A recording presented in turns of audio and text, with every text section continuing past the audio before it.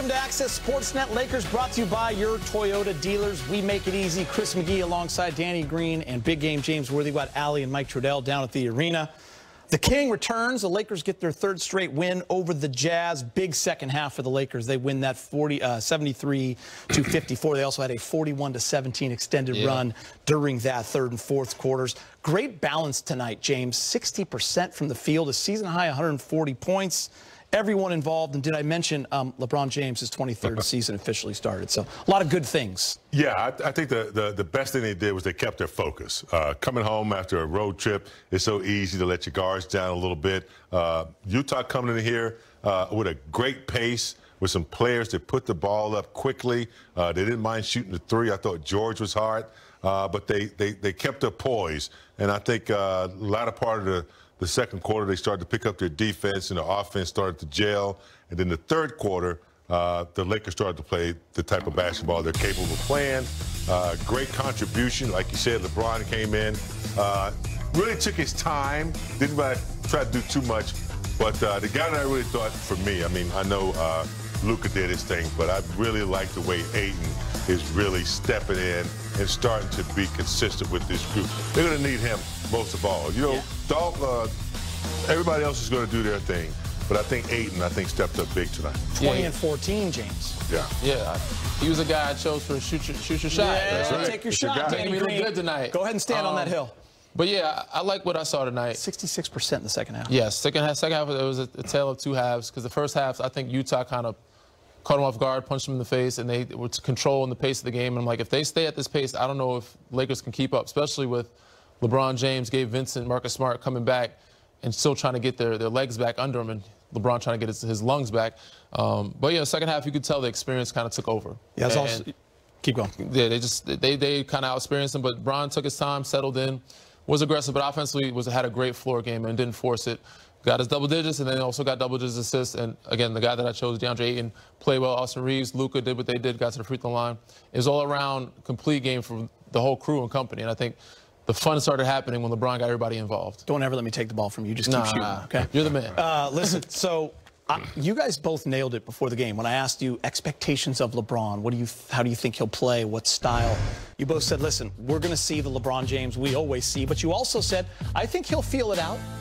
In that first quarter, see him start to pick his spots, and that's exactly what happened. James, 11 points, 4-7 from the field, 2 of 3 from 3, but the 12 assists, the rebounds. But, James, that added attack downhill that you talked about, it was on display. The ball just moves. The Lakers all of a sudden are faster in transition, and it just looked good. But also, Big Game, the smile was on that face. Well, he was having fun. You could tell he was happy to be out there. He's happy to be back, Aguita, and you're absolutely right, man. He brings extra dimension that, you know, we're just not used to on a nightly basis. He took his time. He let the guys flow. They've been playing well without him. He didn't try to disrupt that. He came in, played his game, and when it was time for him to attack, he did exactly what he did, mostly in the third, fourth quarter. But I think he loves this team, what he's seeing. He's always loves playing with, Austin Reeves, and I think Luka here now, and, the supporting cast. He feels really good about his teammates, and you can tell that in his performance tonight. The great thing about him is, especially with this group, he doesn't have to score, but he's a weapon that can score if you need him to. So if he plays like this all year round and gets everybody involved, I see a lot of success throughout the season. But in the playoffs, we know we're going to need LeBron James, especially if you match up with the Denver Nuggets or Oklahoma City Thunder. Yeah. You need another threat to score. But the fact that you're getting Jake LaRavia, easy baskets, Gabe Vincent, corner three, DeAndre Ayton, like, that is a fun team, fun season, to play with.